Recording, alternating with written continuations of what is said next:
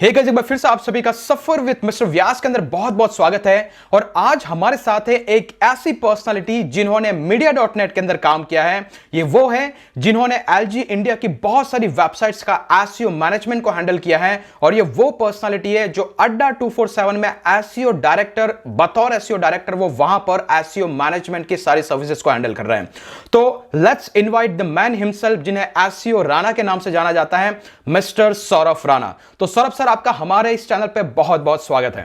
Thank you so much, thank you Kirtish for inviting me on your channel, and I'm very happy that I am interacting with your audience. जो लोग मेरा ये video देख रहे हैं, आप सभी को बहुत बहुत थैंक यू। और आप लोग अपने करियर में अच्छा करें और अच्छा पढ़े और अच्छा सुने और अच्छा देखें भी, जैसे आप अभी कर रहे हैं। सो thank you, most welcome sir. इस वीडियो को आगे बढ़ने से पहले गाइज यहाँ पे दो अलर्ट है। सबसे पहला अलर्ट हमारे सौरभ सर के लिए है, क्योंकि वो अभी हमारे साथ आने वाले 30 मिनट के अंदर सर आपको बहुत सारे एसईओ के सीक्रेट अनकवर करने वाले हैं, सो बी रेडी।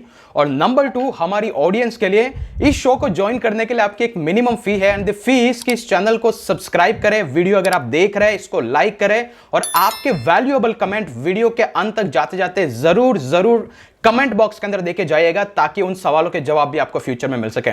तो चलिए गाइस, शुरू करते हैं। सबसे पहले सौरभ सर, आप आपके बारे में थोड़ा सा ब्रीफ इंट्रो दे दीजिए कि कैसे सौरभ राणा एसईओ राणा बने। तो इसका एक ब्रीफ इंट्रो दे दीजिए, इसके बाद हम शुरुआत करेंगे वन बाय वन, कैसे वैल्यू एडिशन हम हमारी ऑडियंस को कर सकते हैं। सौरभ राणा एसईओ राणा कैसे बने, बहुत ही अच्छा क्वेश्चन है। एक्चुअली मैं आपको सही बताऊं, जो एसईओ राणा है ये एक जो टर्म है, मेरे एक बड़े क्लोज फ्रेंड नीरव हिंगू हैं, तो उन्होंने बाय डिफॉल्ट, जैसे आप मेरे वेल विशर हैं, ऐसे वो भी मेरे फ्रेंड्स और वेल विशर हैं, उन्होंने ये एक नाम दिया मुझे जस्ट बात करते करते, बिकॉज लोग, मुझे 10-12 साल हो गए हैं यहाँ पे एसईओ इंडस्ट्री के अंदर, और मैं कॉन्टिन्यूसली बात कर रहा था, सेशंस दे रहा था, मीटअप्स में जा रहा था, एज ए इवेंट्स में एज ए की नोट स्पीकर जा रहा था, तो लोग में पॉपुलर थोड़ा हो रहा था। एमोट से मतलब लोग कुछ जाने स्टार्ट हुए थे जस्ट अभी। तो मेरे फ्रेंड नीरव ने मुझे बोला, यार तू अपनी एक वेबसाइट स्टार्ट कर, एक तू बड़ा और ये गुजराती एंड बड़ी, उसने भी एक्सेंट, राणा तू ना एक जबरदस्त नाम है तेरा, and he talks like this, Rana बहुत एक जबरदस्त नाम है, एसईओ राणा तू रख। तो और and he is a numerologist also, तो उसने वहीं पे अपनी फटाफट इसकी एनर्जी भी, अपना कुछ जो उसने कैलकुलेशन करनी थी उसने वो भी करी, और कह रहा है यार तू ना ये नाम तू चूज कर ले। और मैं उसे घर पे बैठा हुआ था, रात को मुंबई में ही था, तो हमने GoDaddy पे अवेलेबिलिटी चेक करी और वो डोमेन अवेलेबल था, हमने बुक कर लिया। This is how SEO Rana become Saurabh Rana become SEO Rana. और जो एसईओ में जो पॉपुलैरिटी थी और जो मेरा ब्रांडिंग था राणा, एक सर ने जो मेरा एसईओ प्लस राणा को मैंने मतलब कि ऐड किया, और एक पर्सनल ब्रांड मेरा थोड़ा सा बना उस चीज में, एसईओ में। तो जबरदस्त जर्नी है, मतलब यहाँ पर प्रॉपर नामकरण हो रखा है guys. It is not something कि हम जैसे लोग कुछ भी नाम रख लेते हैं, यहाँ पर प्रॉपर जैसे बच्चे का नामकरण होता है वैसे ही नामकरण हो रखा है with proper energy evolution. So it's great to hear that. और सौरभ सर जो है आइडियली वो दिल्ली से है गाइस, और यही उनका एक लोकेशन है जो करंटली वो दिल्ली के अंदर है। तो सौरभ सर, अभी हम शुरुआत करते हैं वो धमाकेदार सवाल जिसके लिए हमारी ऑडियंस लॉन्ग टाइम से वेट करे। और जैसे गाइस आपको पता है, हमारे चैनल पे एसईओ से रिलेटेड बहुत सारा कंटेंट सिखाया जाता है, लेकिन आज हमारे पास एक्सपर्ट है, तो हम उनकी साइड से ये सारी चीजें रिवील करने की ट्राई करेंगे। तो सबसे पहला सवाल सौरभ सर की, एग्जैक्टली एसईओ क्या है और आज के डेट में एसईओ के की फैक्टर्स क्या है आपके हिसाब से, थोड़ा सा ब्रीफ हिस्ट्री दे दीजिए, फिर इसके बाद में हम डिटेल डिस्कस करेंगे। एसईओ क्या है? एसईओ का मेरी तरफ से आप सुनो तो कॉन्टिन्यूस रिसर्च एंड डेवलपमेंट का नाम है एसईओ, फर्स्ट ऑफ ऑल, जो मेरा पर्सनल है। और साथ में साथ जैसे अगर आपने 300 वॉर देखी है, 300 मूवी देखी है, तो उसमें एक लैक ऑफ रिसोर्सेज के साथ भी एक बहुत बड़ी उससे वो फाइट करते हैं स्पार्टन्स। तो कॉन्टिन्यूस फाइट है जो आपके सामने एक खड़ा है गूगल, तो आपकी रेगुलर गूगल के साथ फाइट है कि आपको नंबर 1 आना है और फर्स्ट पेज पे आना है। गूगल के कॉन्टिन्यूस अपडेट्स आते रहते हैं, जो उसके पास वेपन्स होते हैं 300 में, वो उसके वेपन्स है यहाँ पे, जो उसके सीपे सरदार सेनापति जो यहाँ पे हैं गूगल के, वो हैं पांडा और पेंगुइन, हमिंग बर्ड, ब्रेड, जो ये कॉन्टिन्यूस जो अपडेट्स हैं, ये इसके वेपन्स और सेनापति हैं। तो आपको उनसे लड़ाई करके एक बार एक हर्डल क्रॉस करके आपको नंबर 1 आना है। तो मैं एसईओ के ऐसे डिफाइन करता हूँ। आपने एसईओ की बहुत सारी डेफिनेशन सुनी होगी यहाँ वहाँ से, बट स्टिल मेरी नज़र के अंदर मेरा एक यूनिक वे है, तो उसमें मैं आपको बताना चाहूँगा कि ये एसईओ है। और अगर आपने एसईओ करना है तो यूजर को समझो और टेक्नोलॉजी के साथ अपडेट रहो। Correct great views. So in short guys, ये है Spartan views of the SEO और Hollywood views of the SEO कि एसईओ क्या है। It's all together different definition. Ultimately आपको एवरीडे रिसर्च करना और everyday you have to fight and research for the best quality content जो Google पर rank हो सके। नॉट टू वरी अबाउट, बहुत सारे डिटेल एनालिसिस हम करने वाले हैं, लेकिन उससे पहले थोड़ा सा हम हट लेते हैं गाइस। आपका जो सबसे बड़ा सवाल था वो था हमें गूगल एडसेंस का अप्रूवल नहीं मिल रहा है। वहां पर एक अदर अल्टरनेटिव हमारे लिए निकल के आता था, वो था media.net। और हमारी खुशनसीबी है कि सौरभ सर ने media.net के अंदर काम किया। तो सर आपके लिए जो नया सवाल है वो ये है कि हमारे किसी बिगिनर को या फिर जो एग्जिस्टिंग ब्लॉगर्स है, अगर उसको media.net के लिए अप्रूवल चाहिए तो उसको किस तरीके से उस चीज के अप्रूवल के लिए अप्लाई करना होगा, क्या क्या कंडीशंस होनी चाहिए, और क्या media.net इंग्लिश और हिंदी और कितने टाइप की लैंग्वेजेस को अप्रूवल देता है। तो little bit overview on that part. देखिए, जो मैंने media.net के अंदर गूगल की जो क्वालिटी चेक टीम है, उनके जो अप्रूवल करते हैं, मैंने उनसे ये बात पूछी थी कि आप लोग मेरे क्लोज फ्रेंड भी हैं, तो आप लोग कैसे अप्रूव करते हैं, because I was in SEO department, that is all together different department. तो बट धीरे धीरे बातचीत मेरी फ्रेंडशिप हो गई थी उन लोगों से। तो वो कैसे उन्होंने मुझे बताया था, सौरभ देख, मैं एकदम राइट लेफ्ट हम लोग बैठे थे, सौरभ देख सीधी सी बात है, सबसे पहला जो अगर गूगल आपको अप्रूव करता है ना, गूगल की जो गाइडलाइंस हैं, अगर आपको अगर गूगल की नज़र में आप वो फॉलो करते हो और गूगल अगर अप्रूव करता है तो हम आपको अप्रूव कर देंगे। पहला इन शॉर्ट उसने बोला था, ठीक है। And he is very close to me also, very अच्छा फ्रेंड है। तो उसके बाद काफी टाइम में बात नहीं हुई, तो फिर उसने दूसरा एक वेबसाइट के पॉइंट ऑफ व्यू से, and he has shown me सामने, एकदम सामने स्क्रीन में, कि देखो ये 5-6 वेबसाइट हम अभी मैनुअली चेक कर रहे हैं और उसमें क्या क्या चीजें दिखाई थी। तो मैं आपको वो पर्सनल एक्सपीरियंस आपसे शेयर कर रहा हूँ यहाँ पे, जो उन्होंने मुझे बताया था।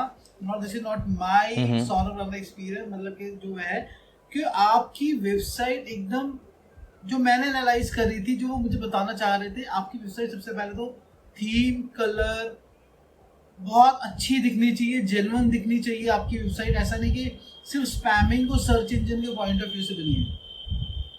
करेक्ट। दूसरा, यूजर के पॉइंट ऑफ व्यू से होनी चाहिए। सेकंड, थर्ड, उसमें कंटेंट रिच वेबसाइट होनी चाहिए। थर्ड, फोर्थ, उसमें ट्रस्ट फैक्टर होना चाहिए। Home, about us, contact us, उसकी कंटेंट गाइडलाइंस होनी चाहिए। कुछ उस पे आपके एक्रेडिटेशंस है, अवार्ड्स है, ट्रस्ट साइंस है, तो वो होने चाहिए आपके, ठीक है। फिर उसके बाद जब मैंने एक और चीज आपको बताई थी गाइस कि ये media.net है, बेसिकली वो वर्क करता है यूएसए और टियर 1 कंट्रीज के साथ। ज्यादा उनके पास एडवर्टाइजर्स हैं, so they always like to prefer those websites who are targeting USA, UK, Canada, Australia, जो टियर 1 कंट्रीज हैं। उसके बाद वो इंडिया या हिंदी को वो ज्यादा अपनी प्रेफरेंस नहीं देती है, ठीक है। करेक्ट। सेकेंड थिंग, मैं आपको और चीज बता रहा हूँ कि अगर वहां पे भी आप टारगेट कर रहे हैं तो किस तरह की वेबसाइट्स को वो और ज्यादा आपके अप हो जाएंगे चांसेस अप्रूवल होने के। अगर आपकी टेक्नोलॉजी में है या फिर आपका हेल्थ नीश में है, because I know there advertisers जो उनको उनके साथ लॉन्ग टर्म के साथ हैं, और वो उनको सबसे सीपीसी किससे मिलता है, सीपीसी अगर आप टेक और हेल्थ के अंदर टियर 1 कंट्रीज में है तो आपको ट्रस्ट भी गूगल एडसेंस से सीपीसी मिल सकता है। जबरदस्त, हाँ। और करेक्ट। और आपकी साइट थोड़ी सी, इसमें साइट एज कोई मैटर नहीं करता। यहाँ पे साइट में प्रॉपर कंटेंट होना चाहिए, एक रियल ऑथेंटिक वेबसाइट लगनी चाहिए, उसका यूआई यूएक्स अच्छा होना चाहिए।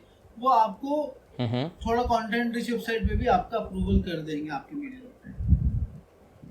Okay, great view, great point. तो सौरभ सर, इसमें एक छोटा सा एक दूसरा सवाल कि लाइक जैसा कि आपने बोला कि दे आर जस्ट चेकिंग कि आपको एडसेंस का अप्रूवल मिला हुआ है नहीं मिला हुआ है, तो ये उनका वैलिडेशन पॉइंट कैसा रहता है? इट इज समथिंग लाइक कि वो आपकी साइट पे देखेंगे अगर ऑलरेडी एडसेंस की या किसी और एडवर्टाइजर की एड दिख रही है तो दे थिंक कि भाई अप्रूवल ऑलरेडी मिल चुका है, या फिर they are in the back end communicating with the Google to get that data कि हाँ भाई ये यूजर या ये साइट ऑलरेडी एडसेंस के थ्रू अप्रूव्ड है? Very good question. इसके अंदर उनको पहली बात है गूगल की गाइडलाइन सारी पता होती है कि ये गाइडलाइंस जो हैं ये गूगल मतलब के फॉलो करता है, पहली चीज।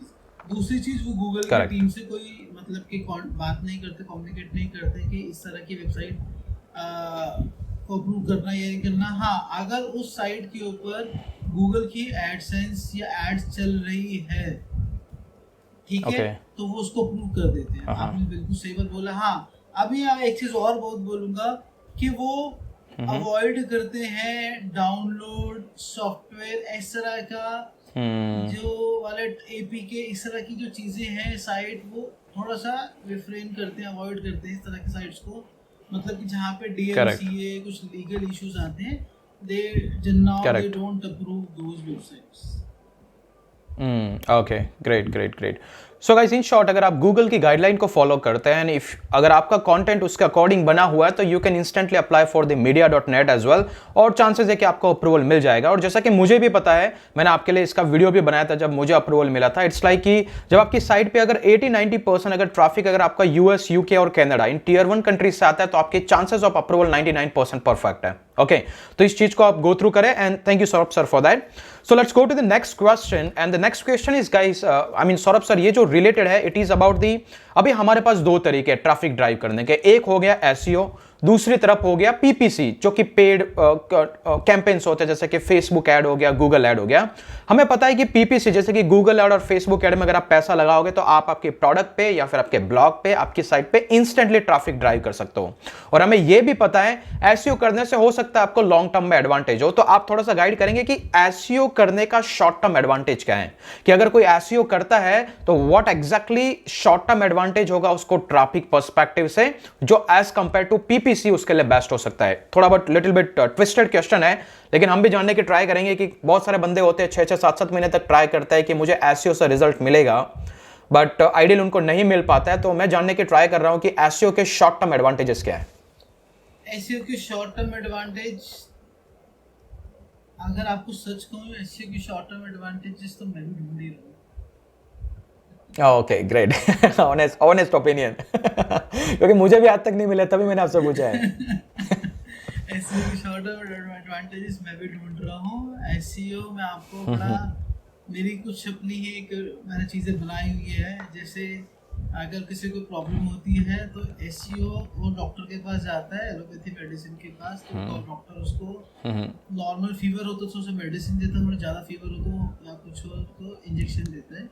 तो I consider PPC as a allopathy medicine जो एकदम इंस्टेंट रिजल्ट देते हैं, और SEO as a homeopathy medicine long term में।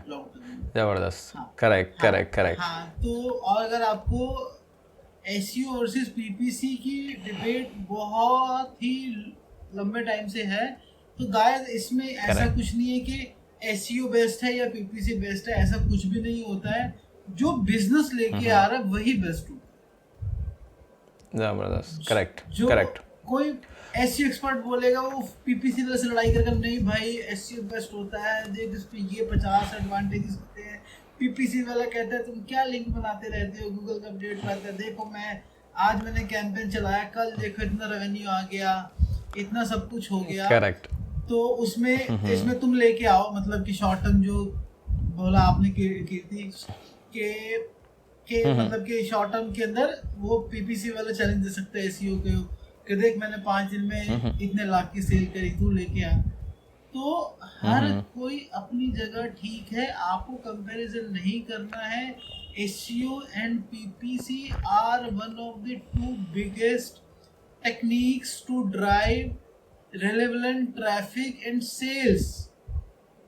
करेक्ट। आपने बॉर्डर मूवी देखी होगी तो बोलते हैं ना उसमें अपना जैकी श्रॉफ, हम ही हम है तो क्या हम है, तुम ही तुम हो तो क्या तुम हो। हाँ, दोनों का होना जरूरी है। दोनों का होना जरूरी है। तो जबरदस्त, हाँ, करेक्ट, आप एक दूसरे की वैल्यू कम नहीं कर सकते। मैं आपको यहाँ पे एक बेसिक डिफरेंस बता देता हूँ जो लोग नहीं समझते करेक्ट, हैं। बेसिक डिफरेंस क्या है, आपकी क्लाइंट और बिजनेस की क्या रिक्वायरमेंट्स है, पहली चीज। सेकंड थिंग, उसका नेचर ऑफ बिजनेस क्या है।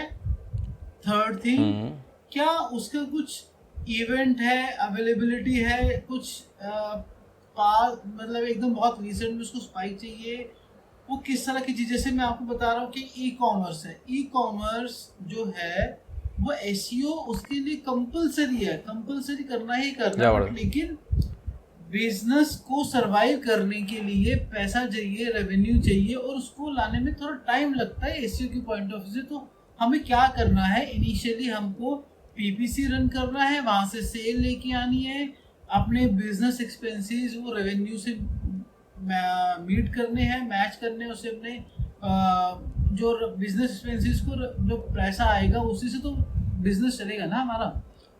तो इस तरीके से करके, और फिर लॉन्ग टर्म में साथ साथ एसईओ करते रहो आप, और उससे जो पीपीसी से भी एसईओ में बेनिफिट लो, और एसईओ को धीरे धीरे आप करते रहो। आप 5-6 महीने में अपनी स्ट्रैटेजी बना के, और एसईओ पे भी ज़्यादा मतलब कि प्रेशर ना आए।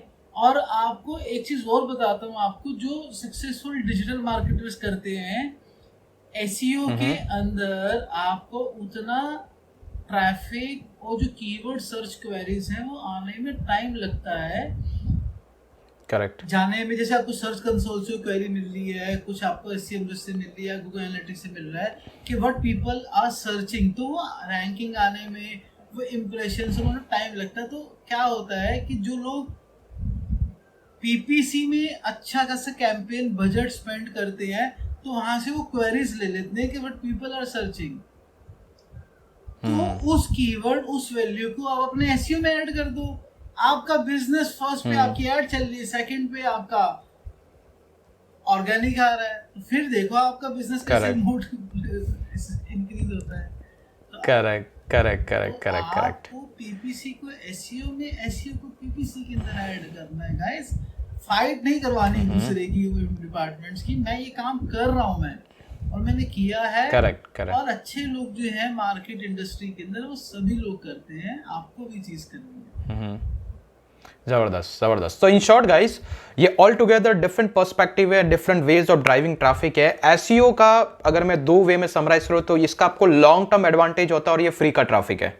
अगर आपने नंबर 1 को हिट कर लिया तो you will get unlimited traffic without paying anything, right. और अगर जो आपका पेड ट्रैफिक है तो ऑब्वियसली यू हैव टू पे। लेकिन जैसा कि शॉर्ट टर्म बिजनेस होता है, जैसे मैं आज कोई प्रोडक्ट लॉन्च कर रहा हूं, और अगर उस प्रोडक्ट के लिए मैं एसईओ करूंगा और मैं 6 महीने का वेट तो नहीं कर सकता, तब तक तो मार्केट से प्रोडक्ट ही बाहर हो जाएगा, राइट। तो उस केस के अंदर ई कॉमर्स टाइप की कंपनीज को इस तरीके की स्ट्रेटेजीज, पीपीसीज यूज करनी होती है। और हम जैसे ब्लॉगर होते हैं, we are going to without traditional blogger. हम सिर्फ ऐसा कंटेंट लिखते हैं जहां से हम कहीं से ट्रैफिक ढूंढ के लाने की ट्राई करते हैं। लेकिन आइडियल वे में ब्लॉगिंग का यूज किया जाता है उनके बिजनेसेस को ग्रो करने के लिए। जैसे मेरा खुद का प्रोडक्ट है, मैं एक ब्लॉग बनाऊंगा और वो ब्लॉग मेरे उस पर्टिकुलर प्रोडक्ट पे ट्रैफिक भेजता रहेगा थ्रू ऑर्गेनिक वे, और पीपीसी रन करके मैं प्रोडक्ट पे ट्रैफिक ड्राइव करूंगा। तो it's all together business strategy.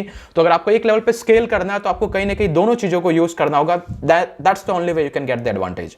So thank you Saurabh sir. So अभी नेक्स्ट सवाल है जो मेरी बहुत सारी ऑडियंस का, मैं इस पर बहुत सारी केस स्टडीज भी शेयर कर चुका हूं, लेकिन इस पर मुझे आपके ओपिनियन जानने की जरूरत है। कि इमेजिन कीजिए एक बिगिनर है जो अभी रिसेंटली उसने वेबसाइट स्टार्ट की, और हो सकता है कि उसको 2 से 3 महीने या फिर 1 महीने या फिर 15 दिन के अंदर उसकी वेबसाइट कहीं ना कहीं गूगल के 2nd पेज या 3rd पेज या 4th पेज पे दिखने लगी है। अभी उस इंडिविजुअल को ऐसी कौन सी टिप यूज करनी चाहिए, ऐसी कोई 4 और 5 टिप जिसकी हेल्प से वो नंबर 2 और नंबर 3 और नंबर 4 वाले पेजेस से वो नंबर 1 पे आ सके। थोड़ा सा इस पे ब्रीफ ओवरव्यू दे दीजिए, मे बी 4 और 5 पॉइंट्स।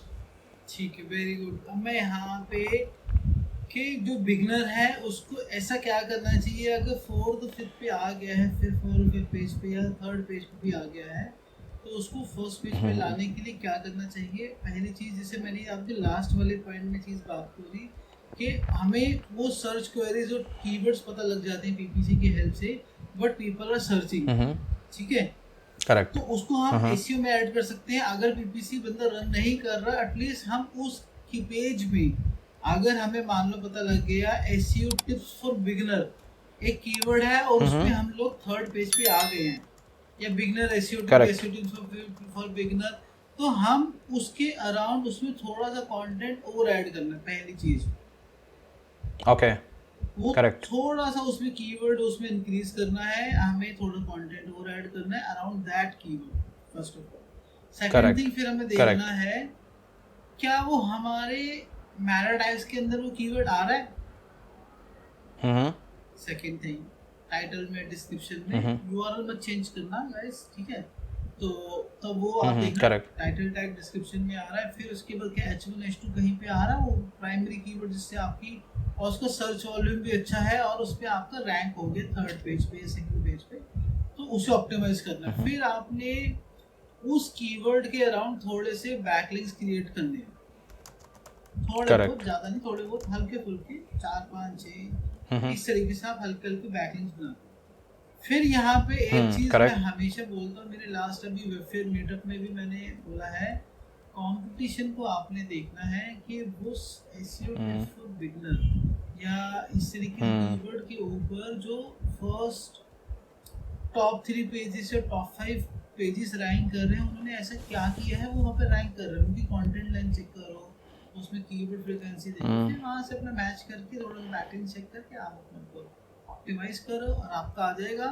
तो उस पर्टिकुलर पेजेस के लिए है, बट लेकिन यहाँ पे एक बहुत बड़ा फैक्टर है, जैसे मैंने बोला ना, ऐसे बहुत सारी चीज़ें हैं, उसकी डोमेन अथॉरिटी भी मतलब कि मैटर करती है, उस साइट का ट्रस्ट लेवल भी मैटर करता है, यूजर बिहेवियर मैटर करता है, तो वो चीज़ें भी हैं। बट लेकिन अगर आप ऐसे करोगे तो आपकी साइट में इम्प्रूवमेंट मिल जाएगी और दूसरा साइट रेगुलर अपडेट होती रहनी चाहिए।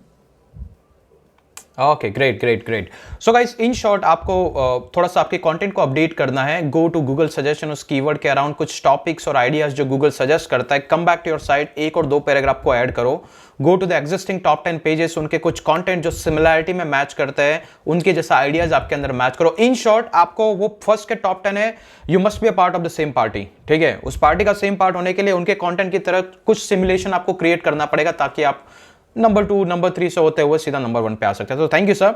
और यहाँ पे ऐसे 2 सवाल खड़े होते हैं इस डिस्कशन से। तो पहला सवाल कि आपके कॉम्पिटिटर को कैसे बीट किया जाए। कोई भी ऐसे 3 टिप बता दीजिए कि मेरा कॉम्पिटिटर है, मान लीजिए कि वो नंबर पे, हम दोनों एक नंबर टॉप 10 के अंदर है, वो है नंबर 1 पे, मैं हूं नंबर 10 पे। अभी मुझे 10 to 1 जाने के लिए या फिर उस कॉम्पिटिटर जो मेरी ही नीश के अंदर है उसको बीट करने के लिए ऐसे कोई 3 तरीके जिसको मैं पर्सनली यूज करके उसको बीट कर सकूं, अगर if we have the same authority and although same stuff. ये क्वेश्चन मेरे से भी रिसेंट मेरे वेबफेयर मीटअप में पूछा था, मतलब आपने एमपीएनआरसी को बीट करने के लिए क्या किया। गाइस, सबसे पहली बात तो यू शुड बी, तो क्योंकि उसपे इवेंट वाले दिन प्राइमरी कीवर्ड पे मेरी 3 वेबसाइट 1 2 3 करके नंबर 1 नंबर 2 नंबर 3 करके और 4 पे एमपीएनआरसी था, 3 पोजीशन पे मेरी ही साइट्स इवेंट वाले दिन रैंक कर रही थी। तो गाइस, आपको सबसे पहले अपना अप्रोच और एटीट्यूड पॉजिटिव रखना है। आपको किसी को भी आउटरैंक करने के लिए काम नहीं करना, आपको अपने आप को इम्प्रूव करने के लिए काम करना। Correct correct correct, valid point, great. Okay, आप सामने वाले को नहीं पीछे डाउन कर सकते, आप अपने आप को इम्प्रूव करोगे, एसईओ की चेकलिस्ट करो, गूगल आपको अपने आप ही ऊपर ला देगा, कोई दिक्कत नहीं। Correct correct correct. तो गाइस, यहां से एक कंक्लूजन निकल के आता है जो मैंने आपको पहले भी बताया था कि गूगल एक तरीके से किसी साइट को डीमोटिवेट और डी रैंक करने की ट्राई नहीं करता है। It actually try to appreciate the trustworthy content, और जब किसी को अप्रिशिएट करेगा तो अल्टीमेटली पोजीशनिंग में चेंज आएगा, राइट। अगर आपका सेकंड पेज पे अगर कंटेंट बहुत अच्छा है, अगर गूगल उसको अप्रिशिएट करना चाहता है तो कहीं ना कहीं फर्स्ट पेज पे जो ऑलरेडी उसको खिसकाना पड़ेगा, तभी तो आपको जगह मिलेगी। तो ऑलवेज वर्क ऑन योरसेल्फ कि आपका कंटेंट कैसे बेस्ट बना रहे। अगर वो बेस्ट है तो ultimately you will hit the number 1। Okay, so that is what the philosophy behind it. So thank you for that. Now एक और इंपॉर्टेंट चीज की this is regarding the backlinks, कि बैकलिंक्स जो है उसके बैकलिंक बनाने की सबसे बेस्ट स्ट्रेटजी कौन सी। अगर एक बिगिनर को बैकलिंक बनाने तो किस किस टाइप के बैकलिंक बनाने चाहिए। जैसे कि हम समझते हैं कि इन शॉर्ट वेब 2.0 की कुछ लोग बैकलिंक बनाते हैं, कुछ लोग पीबीएन लेके चलता है, कुछ लोग ऐसी गैस पोस्टिंग के थ्रू बैकलिंक बनाते हैं। तो इस तरीके से अगर एक बिगिनर को बैकलिंक्स बनानी है तो ऐसे 5 और 6 तरीके, जैसे आप कोई कंटेंट पब्लिश करते हैं तो जो आप पर्सनली आपकी कंपनी में यूज करते होंगे, कोई भी ऐसा एक ब्रॉड ओवरव्यू कि आपको ये स्ट्रेटजी यूज करके बैकलिंक बनानी है, कोई पेड सर्विस लेते हैं, ऐसा कुछ एक ओवरव्यू। आपने एक अच्छी चीज पूछी गाइस। सबसे पहले मैं आपको बताऊंगा मेरी कंपनी में लोग बैकलिंक के लिए बनाते हैं। हाँ ग्रेट, सेम मेरी तरह फिर तो I believe in organic backlink only. बिल्कुल एकदम प्योर ऑर्गेनिक खेलते हैं, कंटेंट पे काम करते हैं, साइट के पे काम करते हैं। दूसरा जो यूजर को, स्टूडेंट को जो इन्फॉर्मेटिव वैल्यू चाहिए होती है, वो real value, real content provide करते हैं, और आप एकदम 100% एक्यूरेट इन्फॉर्मेशन। तो मेरी टीम बैकलिंक्स पे नहीं काम करती। मैं सीरियसली, मैंने बोला भी हल्का फुल्का देख लो, बैकलिंक बना लिया करो, थोड़ी हेल्प मिलती है, but still they focus on the content. But मैं आपको सीरियसली बोलूं, मैं आपको, I am not hiding anything, but I know the value and importance of backlinks.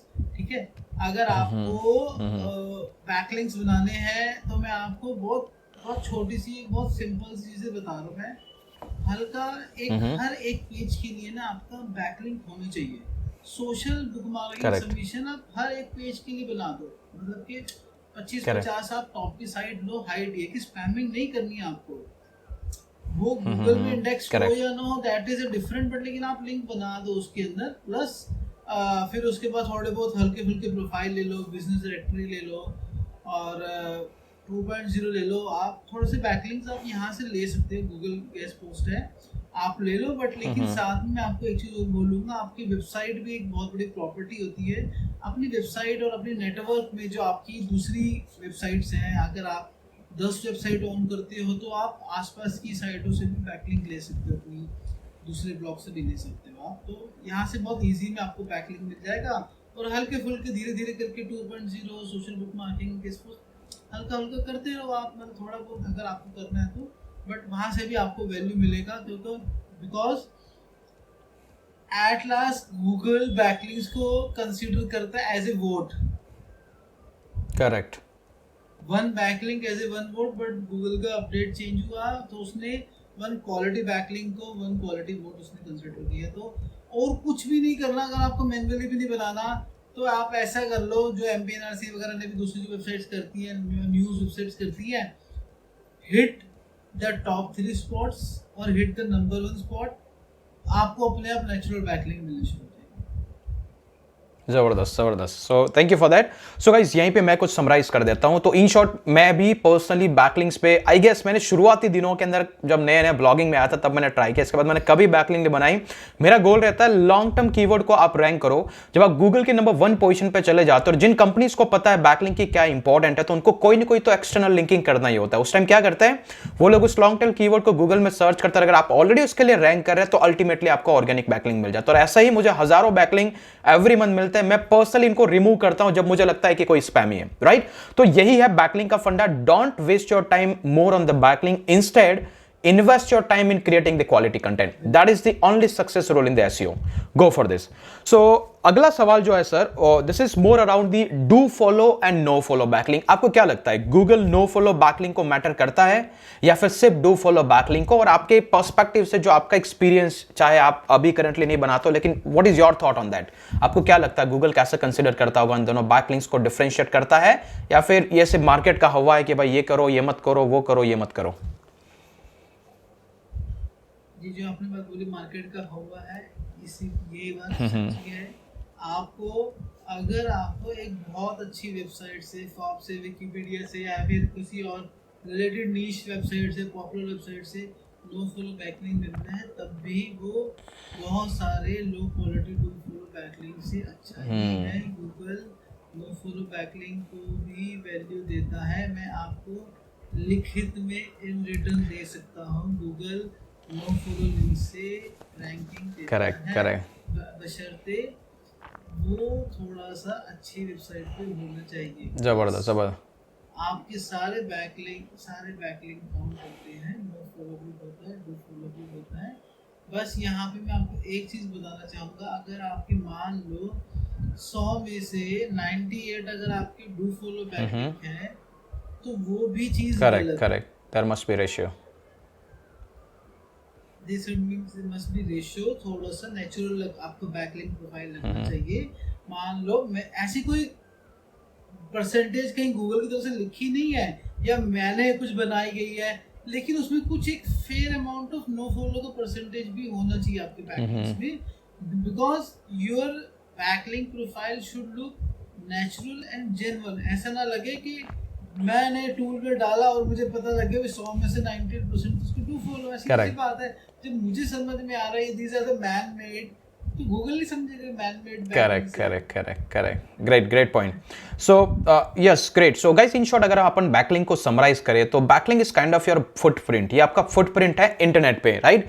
Google का क्राउलर आपकी साइट के बारे में जानता नहीं है, बट आप ऐसी हाई प्रोफाइल साइट्स पे, चाहे वो डू फॉलो नो फॉलो, इससे कोई मैटर नहीं करता, जब आप जहां करके अपने बारे में चाहे वो प्रोफाइल बैकलिंक बनाए या कुछ भी बनाए, स्पैम नहीं करना है। मे बी 15-20 बैकलिंक्स ऐसी जो हाई रेटेड साइट्स होती है, वहां पे जाकर के आप आपका प्रोफाइल लिंक क्रिएट करते हैं, वो क्राउलर इस लिंक के थ्रू आपकी साइट को विजिट करता है, तो उससे आपका एग्जिस्टेंस का पता लगता है कि हाँ भाई आपकी साइट एग्जिस्ट करती है। बाकी क्राउलर अपने हिसाब से इंडेक्सिंग करेगा। तो मेक श्योर आप इन चीजों को करें, but don't waste your time more on the finding of backlink. कैसा बैकलिंक मिलेगा, क्यों मिलेगा? मैं पर्सनली कोई बैकलिंक नहीं क्रिएट करता हूं। Okay, so thank you for that.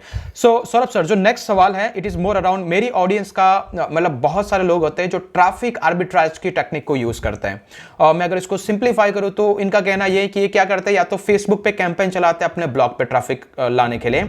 उस केस के अंदर कुछ लोग बोलते हैं कि हमारा एडसेंस बैन हो गया, जिसका रीजन वो बोलते हैं कि फेसबुक से ट्रैफिक आया है। तो यहां से मैं ये जानने की ट्राई करूंगा कि अगर किसी का ब्लॉग है जो most of the traffic social media से लेके आ रहा है, उसका कोई भी ऑर्गेनिक ट्रैफिक नहीं है, ना गूगल से आ रहा है, ना बिंग से आ रहा है, ना याहू से आ रहा है, कहीं से नहीं आ रहा है, पूरा का पूरा ट्रैफिक उसका सोशल मीडिया से आ रहा है, तो क्या उसका एसईओ पे कोई एडवांटेज और डिसएडवांटेज है? इस पे थोड़ा सा एक हाईलाइट। बहुत, ये जो क्वेश्चन आपने पूछा है ना, मेरे से रिसेंटली पिछले कुछ सालों में किसी ने पूछा नहीं। मैं आपको सीरियसली बोलूं, I don't know why people are not talking about this traffic arbitrage and the SEO relationship. लोग पीपीसी और एसईओ को पूछते हैं, लेकिन इसका भी लोगों को बात करनी चाहिए। And first of all thank you, correct Keertish, ये आपने क्वेश्चन पूछा। और मैंने यहाँ पे सेम इसी वेबसाइट पे काम किया हुआ, जहाँ पे ट्रैफिक लेके आया गया था, आर्बिट्राज चल रहा था और एसईओ भी कर रहा था, जहाँ पे फेसबुक और दूसरे मीडियम से ट्रैफिक परचेज किया जाता था, ऐड चलती थी, ऐड चलती थी, और यहाँ पे एसईओ भी होता था। तो मैं आपको यहाँ पे क्लियर कट, एकदम मुझे घुमा फिरा के बात करने की आदत नहीं है, बिल्कुल क्लियर कट बोलूंगा, परचेज ट्रैफिक से एसईओ में 0/0 हेल्प होती है। 0/0 हेल्प होती है, करेक्ट। कुछ नहीं लेना देना, करेक्ट। गूगल का ट्रैफिक, कीवर्ड का ट्रैफिक, एसईओ का ट्रैफिक, गूगल के अपना एल्गोरिदम है, उसके ऊपर मैटर करता है, और फेसबुक के ट्रैफिक को वो समझता है, गूगल एनालिटिक्स उसमें इंस्टॉल्ड है, सर्च कंसोल उसमें इंस्टॉल्ड है, और गूगल समझता है कि यूजर आपकी साइट को कैसे देख रहा है। और अगर मैं एक छोटा सा एग्जांपल लूँ, मेरा स्टूडेंट खुद मतलब कि फेसबुक नेटवर्क से 300-400 मिलियन के नेटवर्क से वो ट्रैफिक परचेज कर रहा था, बट लेकिन वो जैसे वो एक मुझे इवेंट बताया भी था, उसने कई लाख का उसका रियल टाइम ट्रैफिक था। जब वो एक पाकिस्तान से अभिज्ञान, क्या नाम था उसका, अभिज्ञान आया था, पायलट हमारा मेजर, जो अभिनंदन आया था, मेजर जब आया था वहां से पाकिस्तान से, तो उसने मुझे खुद बताया था, सर मेरा कई हजार लाख का रियल टाइम ट्रैफिक था। वो कैसे आया था? फेसबुक से आया था, लेकिन उससे उसके ब्लॉग में एसईओ की रैंकिंग नहीं बढ़ी थी, और एसईओ फिर थोड़ी देर बैन हो गया, तो उसका बिल्कुल ट्रैफिक 0 हो गया था। अगर कोई रिलेशन होता, there are so many cases I have seen, अगर फेसबुक ट्रैफिक परचेज करके अगर हम लोग बाय करते और एसईओ की रैंकिंग बढ़ती, तो फिर तो एसईओ इतना डिफिकल्ट ही नहीं होता, फिर तो जितने भी फेसबुक मार्केट जबरदस्त। हाँ, ये भी सही है, वैलिड पॉइंट। फिर तो एसईओ को डिफिकल्टी नहीं है, फिर तो क्या है, मैंने तो कार्ड ही तो चलाना है, वहां पे ऐड चलानी है उधर जिस तरह से करके, तो फिर तो गूगल से ज्यादा वैल्यू पैसा तो फेसबुक कमा रहा होगा। समझ रहे मेरी बात? करेक्ट। हाँ, ये वैलिड पॉइंट है। Yes, great point. So in short guys, अभी कैसा है, गूगल की शुरुआत तब होती है जब आप गूगल में जाके कीवर्ड को सर्च करके उस साइट पे क्लिक करते हो, बस यहीं से आपके एसईओ की शुरुआत होती है। When it comes to Google, जाओ सर्च करो, जैसे आपने क्वेरी सर्च किया, मतलब आप एल्गोरिथम के अंदर फॉलो हो गए। अभी जो रिएक्शन करोगे, कितना उसका ड्वेल टाइम है, यूजर कितना जंप कर रहा है, किस लिंक को क्लिक कर रहा है, उसी से आपकी एसईओ की रैंकिंग डिफाइन होती है। सो थैंक यू फॉर दैट। अभी यहाँ पे सौरभ सर, मैं एक और जानने की ट्राई करूंगा कि आप एग्जैक्टली अभी currently part of a company है अड्डा 247, जो कि जहां तक मुझे पता है it's more of a government preparation website है, तो यहाँ पर आप जैसे स्कूल के जैसे किसी एग्जाम के कंपटीशन की प्रिपरेशन के लिए क्वेश्चन बैंक बनाते होंगे, या फिर वहाँ पे एडमिट कार्ड्स जब आते होंगे उसके स्टेटस के लिए, तो इस टाइप की वेबसाइट हमारे बहुत सारे व्यूअर्स बनाते हैं जो जॉब पोस्टिंग वेबसाइट बनाते हैं। तो कहीं ना कहीं आप उनके लिए कुछ एडवाइस देना चाहते हैं, ये एक इंडिविजुअल के लिए इस टाइप की साइट को शुरुआत करना और उसको किस तरीके की टेक्निक अगर वो कर रहा है तो करनी चाहिए। पहली तो चीज कि उसको ऐसा कुछ इंडिविजुअल करना भी चाहिए, नहीं करना चाहिए, या फिर कोई ऐसा ब्रांड ब्लॉग बनाना चाहिए। और नंबर 2, अगर वो उसको कर रहा है तो उसको क्या क्या चीजें ध्यान रखनी चाहिए जिससे कि उसकी साइट पे ट्रैफिक मेंटेन हो। जैसे कि कभी कोई ऐसा पोस्ट वो रैंक करने की ट्राई करे तो उसको क्या ऐसी चीजें करनी चाहिए जिससे कि जैसे एडमिट कार्ड रिलीज हुआ तो वो भी अपना कंटेंट रैंक कर सके, ऐसा कुछ। देखो, मैंने बहुत सारी इंडस्ट्रीज में अपने करियर में काम किया है, तो मेरे को भी 3-4 महीने हुए होंगे। मई में ज्वाइन किए, 4-5 महीने, मुश्किल से 4 महीने हुए हैं। तो मेरे को ऐसा लगता है कि education industry is a very difficult industry, because यहाँ पे एजुकेशन की जो वेबसाइट, जैसे मान लो करियर 360 डिग्री है, शिक्षा है, बायजूस है, अंडर 247 है, जो इस पर्टिकुलर नीश की अन अकेडमी यही नहीं है, यही वेबसाइट्स नहीं है। इसके अलावा कंटेंट एग्रीगेटर वेबसाइट्स हैं, दूसरा वो वेबसाइट्स हैं, न्यूज़ वेबसाइट्स हैं, तो और दूसरा न्यूज़ वेबसाइट्स के अलावा बहुत सारी ब्लॉगर्स हैं जो अपने पर्टिकुलर ब्लॉग्स बना के रैंक करवा रहे हैं। तो कंपटीशन बहुत ज़्यादा, पहली चीज़ तो इसके अंदर ये है, बहुत ज़्यादा कंपटीशन है। करेक्ट, ठीक है। और मैंने खुद फेस किया है, मैं भी सीख रहा हूँ। मैं आपको सीरियसली बोलूँ, एजुकेशन इंडस्ट्री के अंदर कैसे काम होता है, सब कुछ होता है, मैं आई एम ऑल्सो लर्निंग। तो it's not easy to rank in the education industry, जो मेरा पर्सनल एक्सपीरियंस है। और दूसरा, आपको अगर साइट बनानी है तो आपके पास रिसोर्सेज कितने हैं, प्लानिंग कैसी है, रिसोर्सेज कितने हैं, इन्वेस्टमेंट कितनी है आपके पास, वो डाल रहा है, सामने वाला डाल रहा है दिन के 50 ब्लॉग, आपने डाले 2 महीने में 50 ब्लॉग, तो कहाँ से रैंक होगा दोस्त? नहीं, ये स्कोप अप ही नहीं होगा। करेक्ट, मैं आपको एक्चुअली बता रहा हूँ, वो हर एक 15 मिनट में ब्लॉग पब्लिश कर रहा है, आप कर रहे हो 15 दिन में 15 ब्लॉग, कहाँ से रैंक होगा? कोई मैच ही नहीं है।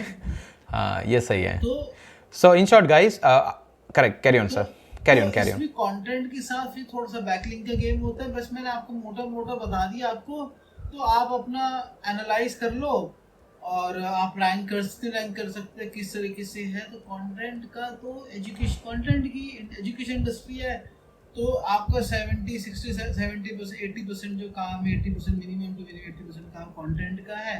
देख लो आप कितना आपके पास रिसोर्सेज हैं, आप कैसे यूटिलाइज कर सकते, प्लानिंग स्ट्रेटजी। तो it's not an easy, trust me, not an easy.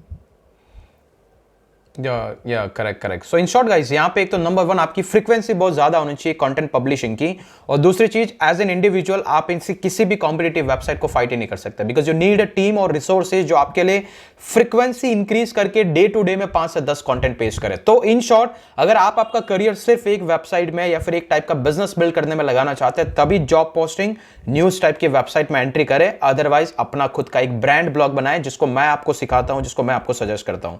So thank you for that. और सर, एक और सवाल कि आप कीवर्ड रिसर्च के लिए किस टाइप का टूल यूज करते हैं, कौन सा टूल प्रेफर करते हैं, या फिर आपकी एक्सपीरियंस में कौन सा टूल है जो एक सही आइडिया देता है in terms of an average idea?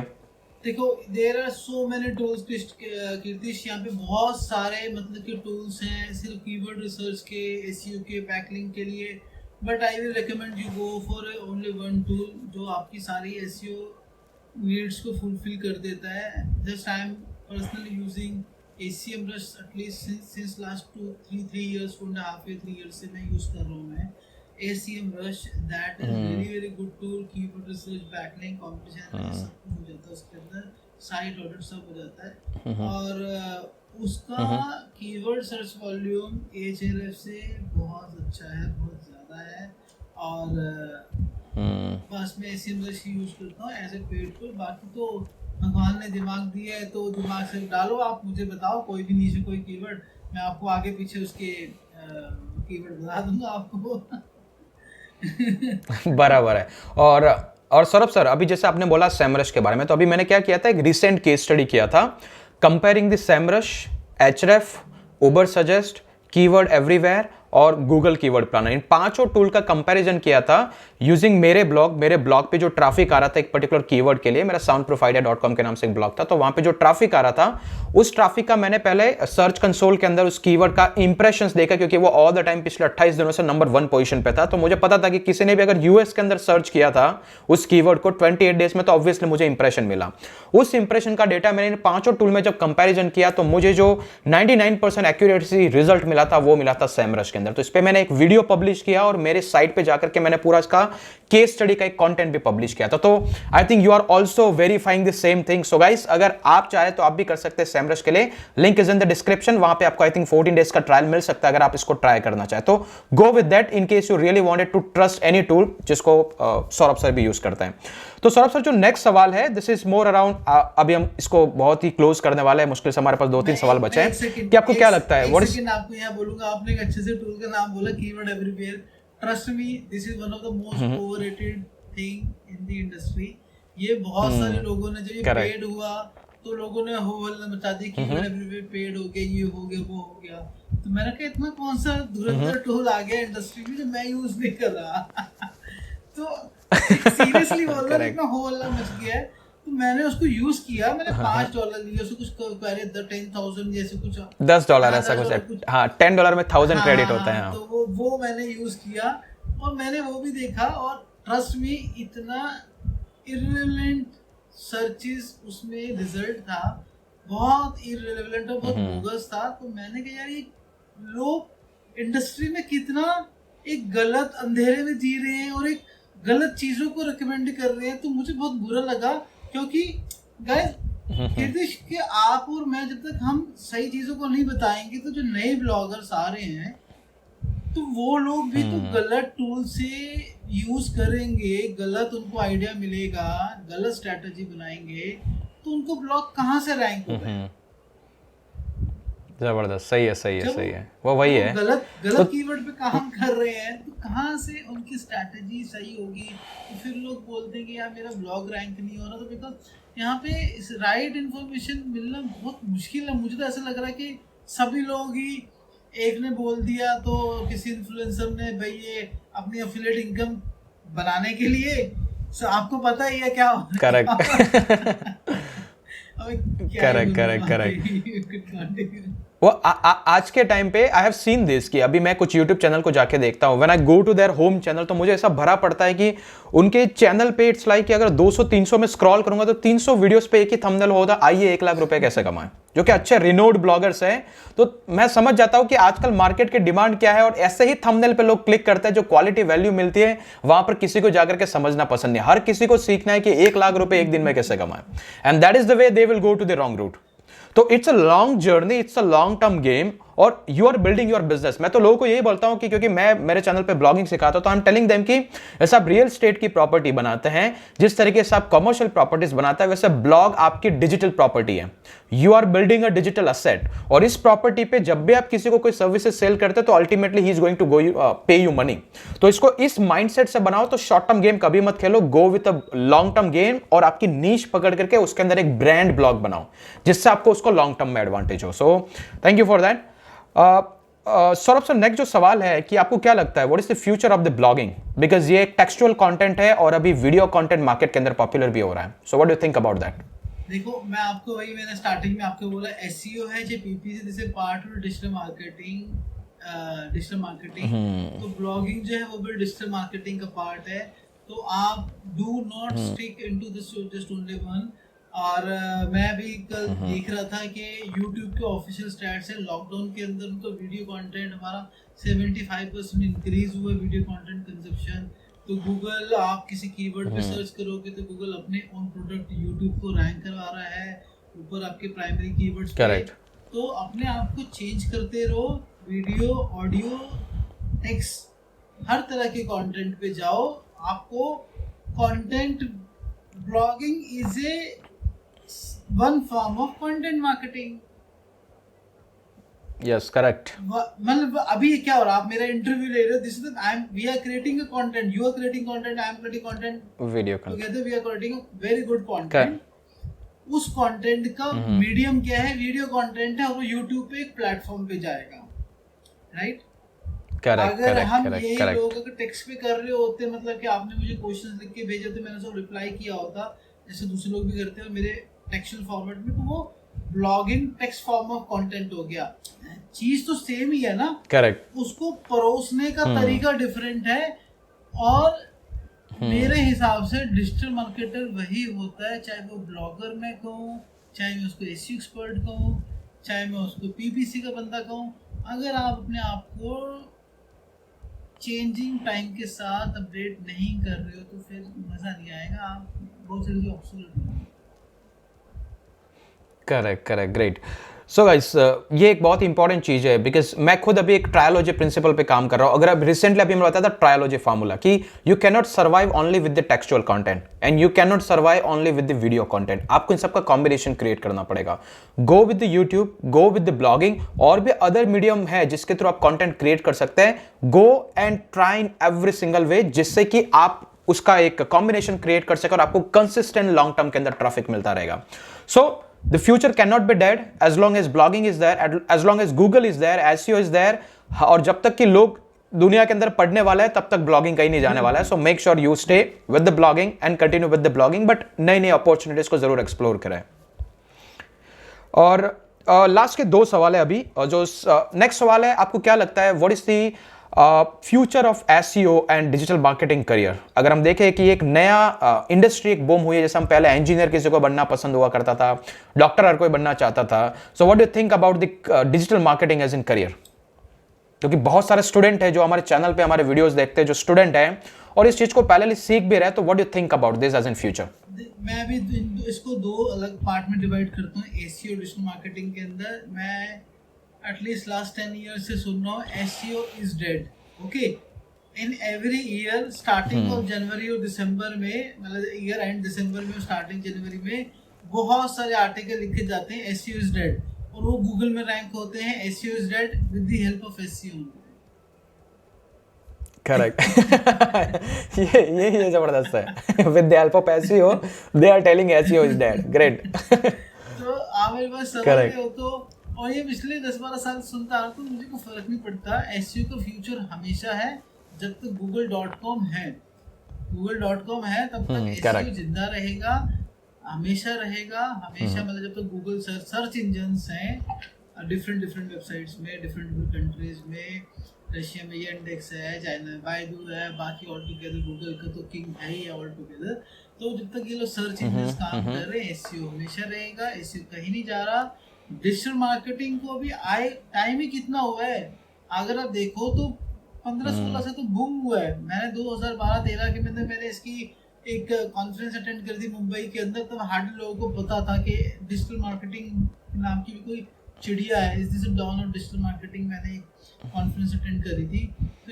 तो और अगर मैं देखा जाऊँ तो पिछले 4-5 साल से तो अभी एसईओ लोग, ऐसा डिजिटल मार्केटिंग लोग पढ़ रहे हैं, समझ रहे हैं, करना शुरू है। ये तो बहुत लंबा फ्यूचर है डिजिटल मार्केटिंग का। डिजिटल मार्केटिंग का खत्म होने वाली है, बहुत लंबा फ्यूचर है। Correct correct correct correct. और मैं भी बताऊं कि जब मैंने 2018 में ब्लॉगिंग स्टार्ट किया था, तो मैं जब YouTube पे देखता था तो वहाँ पे एक बहुत सारे वीडियो देखते थे blogging is dead, blogging is dead, जबकि मैंने तो मेरा करियर ही 2018 के अंदर स्टार्ट किया। So it's just a beginning, okay. और जैसा कि सौरभ सर ने बोला कि एसईओ की हेल्प से ही लोग एसईओ रैंक करवा रहे हैं कि SEO is dead. So it's not going to be end as long as you and me are here, जिनको कंटेंट की जरूरत है, पढ़ना लिखना देखना पसंद है, SEO will there and will remain there. And it's going to be extra learning, एक सॉफ्ट स्किल है जिसको आप डेवलप कर सकते हैं, डिजिटल मार्केटिंग। एंड अभी तो इसकी शुरुआत है, आने वाले कुछ दिनों के अंदर ये बहुत एक्सप्लोर करेगा। सो लास्ट सवाल सौरभ सर के लिए। ऑलमोस्ट हमने बहुत सारी एसईओ से रिलेटेड टिप्स आज हमने डिस्कस किए हैं। फाइनली सर, हमारी ऑडियंस के लिए आपकी कोई एक्सक्लूसिव एसईओ टिप्स जाते जाते, ताकि वो मोटिवेट हो सके, उनको लगे कि एग्जैक्टली हमें आगे इस तरीके से इस चीज को कंटिन्यू करना है। आपके लिए 2 टिप है। आप कीर्तिश का चैनल सब्सक्राइब करो, ठीक है? हाँ, फटाफट। Sure, thank you. सब्सक्राइब करो चैनल आप, और साथ में और अच्छा लगे तो एसईओ राना मेरा भी एक चैनल सब्सक्राइब यूट्यूब पे है। इतनी कंटेंट अभी इस वीडियो अपलोड नहीं करता, बट अभी करना स्टार्ट कर जाऊंगा मैं। मुझे बहुत से रिक्वेस्ट आ रही है उस पर, तो मेरा भी चैनल सब्सक्राइब करो, हम दोनों को मोटिवेशन दो। और दूसरा गाइज, एसईओ और डिजिटल मार्केटिंग के अंदर अगर आपने आपको स्पेशल टिप देना है तो बस मैं यही आपको बोलूँगा कि अपने आप को अपडेट करते रहिए, पढ़ते रहिए, करिए। इसकी वीडियो को स्टार्टिंग मैंने बोला अपने इंट्रोडक्शन में, अच्छा पढ़िए, अच्छा सुनिए, अच्छा देखिए और उसके बाद अपना अच्छा, बहुत अच्छा लिखिए यूज़र के लिए। यूज़र और कंटेंट को आप वैल्यू दीजिए, मोबाइल पे वैल्यू दीजिए, मोबाइल को अपनी मार्केटिंग में डालिए, आप कंटेंट को वैल्यू दीजिए। बस यही आपकी मैं स्पेशल टिप है। और अपने आप को अपडेट करते रहना, बस पढ़ते रहिए, आप पढ़ते रहिए। 1 घंटा डेली रिसर्च कीजिए, आप 1 आवर डेली आपको पढ़ना है, आपको नई चीज़ें फाइंड आउट करनी बस। और कुछ जैसे आप मेरा ये हमारा जो वीडियो देख रहे हैं लास्ट 30 मिनट्स 1 घंटे से आप जो देख रहे हैं आप, तो उसको आप इसमें से भी आपको कुछ मिल रहा है। तो ये वीडियो जो आप देख रहे हैं, इसी तरह के वीडियो देखिए, इस वीडियो को बार बार देखिए, आपको इसी में से ही बहुत सारी चीज़ें मिल जाएंगी। करेक्ट या thank you Saurabh sir for coming on to the channel. और गाइस सौरभ सर की जो यूट्यूब चैनल के लिंक है, उनका इंस्टाग्राम का हैंडल्स है, उसके लिंक मैं डिस्क्रिप्शन में दे दूंगा, आप उनको भी फॉलो कर सकते हैं। एंड होपफुली आज आपको इस पूरे सेशन के अंदर बहुत सारी एसईओ के एक्सक्लूसिव टिप्स के बारे में पता होगा और नई चीजें आपको इसके बारे में पता लगी होगी। इसी चैनल के साथ कंटिन्यू रहिए, वीडियोस को लाइक कीजिए। आपके और कोई व्यूज और कमेंट और ओपिनियन है सौरभ सर के अराउंड, उनसे कोई क्वेरी पूछना चाहते हैं, जरूर इस वीडियो के नीचे आकर के कमेंट जरूर करें। हमारे चैनल के साथ बने रहिए, सब्सक्राइब कीजिए। अभी तक अगर आप इस वीडियो में बने हुए हैं तो I am pretty much sure कि आप सक्सेस राइड पे ऑलरेडी बैठ चुके हैं। बस इसी चीज को बार बार एक्सप्लोर कीजिए, लर्निंग पे फोकस कीजिए और ऐसे बढ़ते रहिए। आज के लिए इतना ही, फिर मिलेंगे अगले वीडियो के अंदर। तब तक के लिए जय हिंद, जय भारत।